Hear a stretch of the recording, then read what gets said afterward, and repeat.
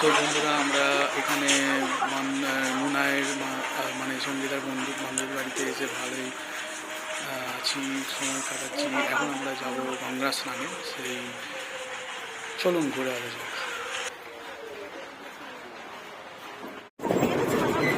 আমরা এখন কোথায় যাচ্ছি? আমরা এখন যাচ্ছি গঙ্গা স্নান। কত দূর এখান থেকে? আর 5 মিনিট।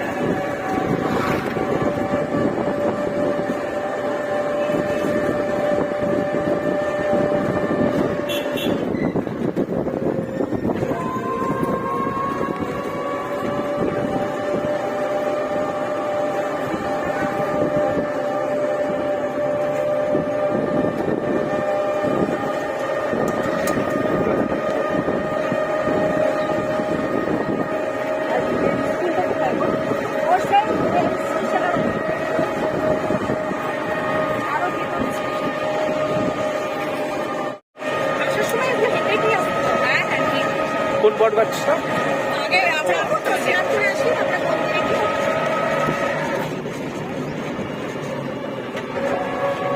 এগুলো সব চাষের জমি না, ধান জমি সব। বাবা কলা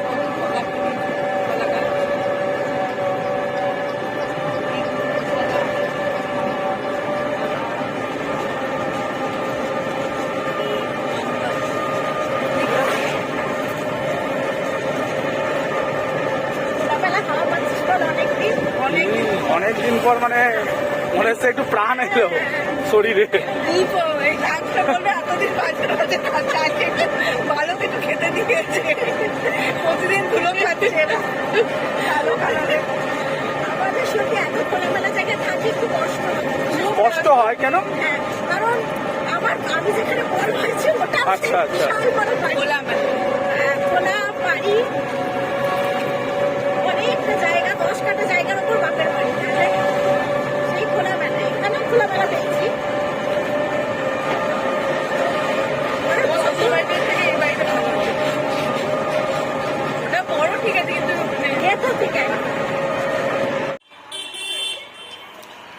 তো আমরা গঙ্গার ঘাটে চলে এসেছি এবং আমরা টোটোর স্ট্যান্ডের এখানে টোটোটাকে দাঁড়াতে বলেছি এবং আমরা আস্তে আস্তে গঙ্গার ঘাটের দিকে এগিয়ে যাচ্ছি গঙ্গা স্নানের জন্য।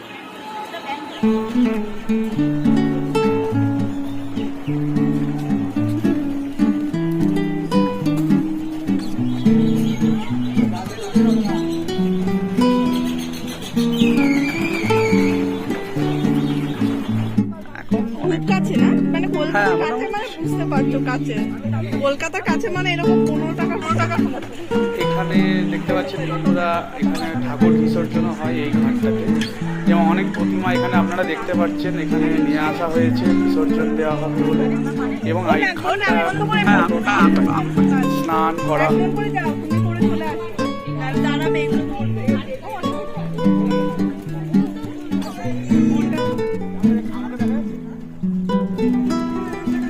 যাচ্ছে।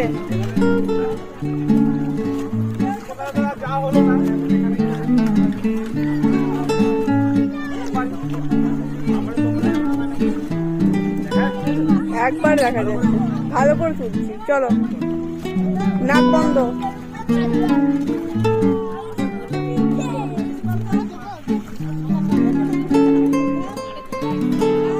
আরে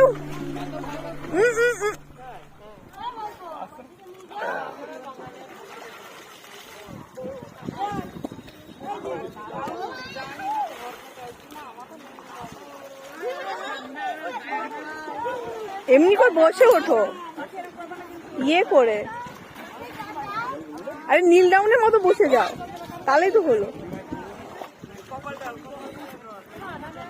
নীল ডাউনের মতো বসো।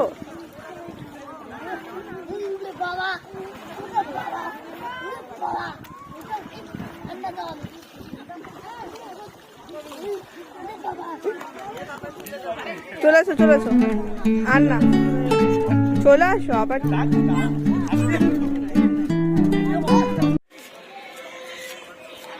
বন্ধুরা আমরা এখন কোথায় যাচ্ছি তাহলে? আমরা এখন গঙ্গা স্নান সেরে যাচ্ছি কৃত্তিবাস ওঝার আশ্রম দেখতে। কৃত্তিবাস আশ্রমে কি আমরা ভোগ প্রসাদ খাবো? না, কীর্তিবাস ওঝার আশ্রমে পাওয়া যাবে না, ভোগ সাড়ে প্রসাদ- 10টা আগে বলতে হবে। ভোগ প্রসাদ পাওয়া যায়, কিন্তু যেহেতু আমাদের আগে থেকে কোনো প্ল্যান ছিল না, খেতে গেলে আপনারা আসতে পারেন, কিন্তু 10:30টার আগে আপনাদের টোকেন নিতে হবে। তো যাই হোক, আমরা ঘুরে আসবো, দেখে আসবো, তো দেখা যাক কিরকম লাগে। যাওয়া যাবে বিকেলে? হ্যাঁ, তো দেখতে পাচ্ছেন এই যে চলো যাবো, ঘুরে আসবো। ট্রেনে আপনারা দেখতে পাচ্ছেন নিচে বসার জায়গা, এবং এইখানেই এই বট গাছের নিচেই বসে কীর্তিবাস ওঝা রামায়ণ লিখেছিলেন।